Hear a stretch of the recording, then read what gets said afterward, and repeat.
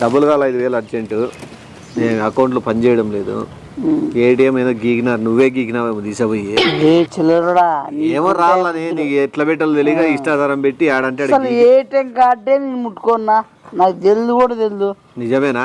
మళ్ళా ఏమో ATM card chip అంతా పందా చెరిగిపోయింటే బ్యాంక్ కాడికి పోతే వాళ్ళందరూ నీ ఫ్రెండ్స్ వాళ్ళు ఉంటారేమో. యా దొంగ నా కొడుకు భారీ ట్రై చేసినాడు, మళ్ళీ తెచ్చి మెత్తి పెట్టినాడు. ఆ దొంగ నా కొడుకు భారీ ట్రై చేసినాడు, మళ్ళీ తెచ్చి మెత్తి పెట్టినాడు. నా ఫ్రెండ్స్ అయితే మెత్తికి ఏటీఎం కార్డు లేపేస్తారు మళ్ళా తానాయిల్లో, మళ్ళీ తెచ్చి పెట్టినారంటే నువ్వేనేమో అనుకోండి.